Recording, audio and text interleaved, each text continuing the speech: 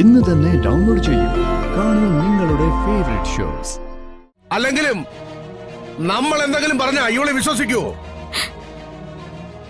നമുക്ക് ഏത് നേരവും അവര് പറയുന്നല്ലേ വേദവാക്യം. ഇനി കൂടുതലൊന്നും ചിന്തിക്കണ്ട. ഞങ്ങൾ പറയുന്ന ആളിനെ നീ അങ്ങ് വിവാഹം കഴിക്കണം. സംഭവിച്ചത് സംഭവിച്ചു. ഇനി അതേക്കുറിച്ച് പറഞ്ഞ് വലിയൊരു സംഭവമാക്കി മാറ്റണോ? മാറ്റണം. ഈ തട്ടിപ്പ് നടന്നതേ ശാരദാമ്മയുടെ കുടുംബശ്രീ വീട്ടിലല്ല, എന്റെ വീട്ടിലാ.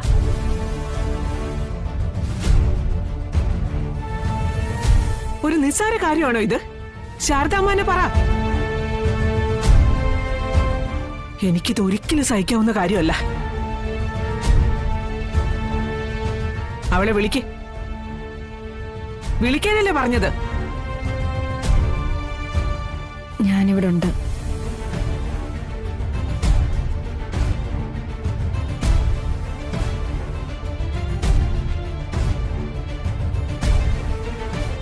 എവിടെയുണ്ട്? ഇവിടെ. നീ ഇനി വേണ്ട.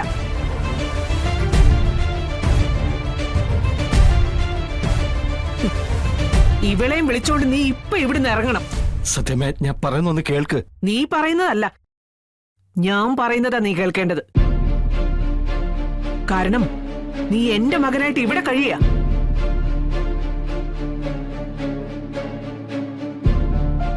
പക്ഷെ അതിന്റെ കൂടെ ഇവളും കൂടി ഇവിടെ കഴിയാൻ ഞാൻ സമ്മതിക്കില്ല. കാരണം ഇവളെന്നെ ചതിച്ചവളാ. അതെ, ഭാമ പറഞ്ഞ തന്നെ എനിക്ക് കാര്യത്തിൽ പറയാനുള്ളേ. ആ വിഷ്ണു വന്നാലേ ഇവിടെ എടുത്തിട്ട് ഇടിക്കും.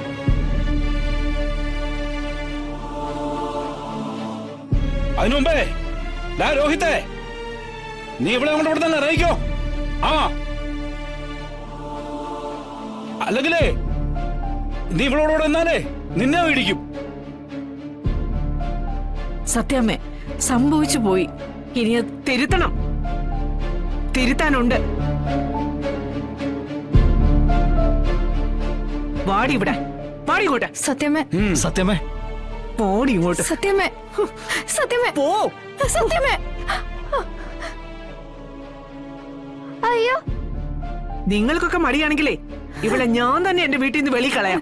അമ്മേ, ചീത്തയായ സാധനങ്ങളൊന്നും വീട്ടിനുള്ളിൽ വെക്കാൻ പാടില്ല. വെച്ചാ വീട്ടിലുള്ള നല്ല സാധനങ്ങളും ചീത്തയാവും.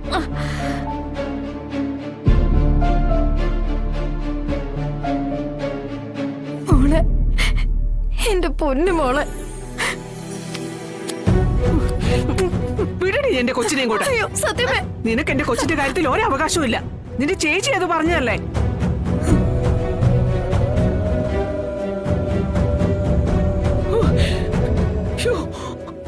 അയ്യോ, സത്യമേ, സത്യമേ, സത്യമേ. അയ്യോ, സത്യമേ, സത്യമേ.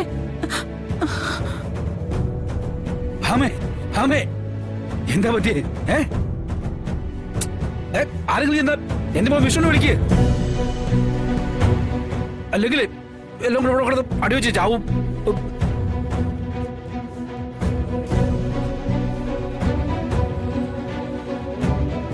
അഹമ്മദ് എല്ലാം നേരെ ആവത്തുള്ളൂ. എവിടെ വിളിക്കണമല്ലേ?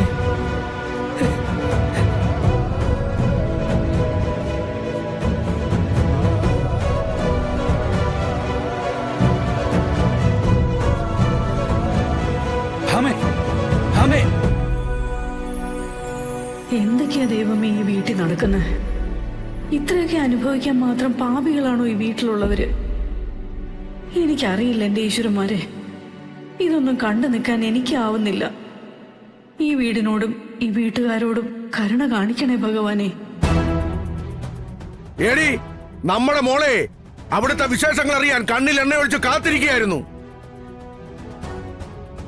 പറഞ്ഞു കൊടുക്കണി അങ്ങോട്ട് കയറി ചെല്ലാൻ പോകുന്ന വീട്ടിലെ വിശേഷങ്ങള്. ഇവളുടെ ഭർത്താവാകാൻ പോകുന്നവൻ കാണിച്ചു കൂട്ടിയ വികൃതികള്.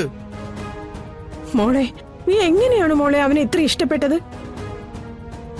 നീ ഈ കാണിക്കുന്നതിന്റെ 10% പോലും അവൻ നിന്നോട് ഇഷ്ടം കാണിക്കുന്നില്ലല്ലോ. എടി, അവൻ പറയുന്നതേ നീ വലിഞ്ഞു കയറി അവന്റെ പിന്നാലെ നടക്കുന്നെന്നാ. എന്തിനാ മോളെ അച്ഛനെ അമ്മയും ഈ വല്ലവന്റെ വായിരിക്കുന്നൊക്കെ കേൾപ്പിക്കുന്നത്? എന്താ എന്താ അവിടെ ഉണ്ടായേ? എടി എടി നിന്നെ അവന് വേണ്ടെന്ന്. അത് തന്നെ ഉണ്ടായത്. ഇല്ല, ഞാനത് വിശ്വസിക്കില്ല. ശിവൻ ഒരിക്കലും എന്നെ തള്ളി പറയില്ല.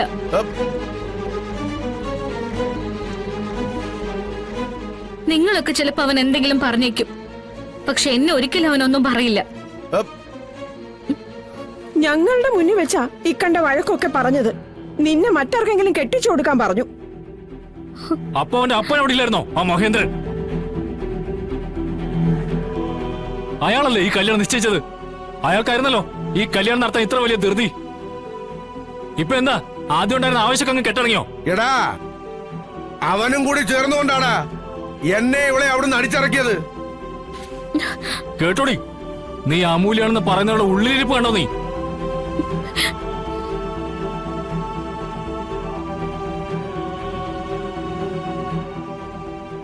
അവര് കുടുംബത്തോട് ആക്രമിക്ക, ആ വീട്ടിലേക്കാ നീ ചെന്ന് കയറണമെന്ന് പറഞ്ഞ് വാശി പിടിക്കുന്നത്.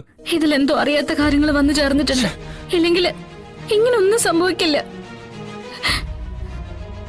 അല്ലെങ്കിലും നമ്മൾ എന്തെങ്കിലും പറഞ്ഞാ ഇവളെ വിശ്വസിക്കുവോ? അവക്ക് ഏത് നേരവും അവര് പറയുന്നല്ലേ വേദവാക്യം. ഇനി കൂടുതലൊന്നും ചിന്തിക്കണ്ട. ഞങ്ങൾ പറയുന്ന ആളിനെ നീ അങ്ങ് വിവാഹം കഴിക്കണം. എന്താ ഞങ്ങൾ പറഞ്ഞതിന് എതിരായിട്ട് വല്ലതും പറയാനുണ്ടോ? ആ അതെ, ഞങ്ങള് നിനക്ക് വേണ്ടി കണ്ടെത്തിയ ചെക്കനാ ദാ ഇവൻ. ശിവൻ നിന്നെ വേണ്ടാന്ന് പറഞ്ഞ സ്ഥിതിക്ക് നീ ദേവശിനെ തന്നെ വിവാഹം ചെയ്യേണ്ടി വരും. എടി, നീ ഇത്രയൊക്കെ കാണിച്ചു കൂട്ടിയിട്ടും നിന്നോടെ അവന് ദേവശിന് ഇപ്പോഴും വലിയ കാര്യമാ. ആ യെസ്, അങ്കിള് പറഞ്ഞത് കറക്റ്റാ.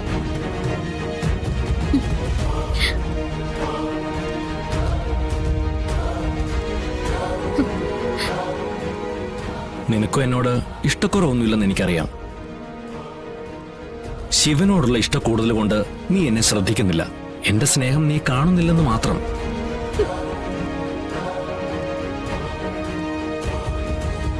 മോളെ ഡെയ്സി, നിന്നെ മിന്നു കെട്ടാൻ എല്ലാം കൊണ്ട് യോഗ്യതയുള്ള ഒരാൾ ഇവിടെ ഇങ്ങനെ നിൽക്കുമ്പോ നിന്നെ ഒട്ടും താല്പര്യമില്ലാത്ത, നമുക്ക് ചേരാത്ത ഒരുത്തന്റെ പിന്നാലെയാണ് നീ പോകുന്നത്.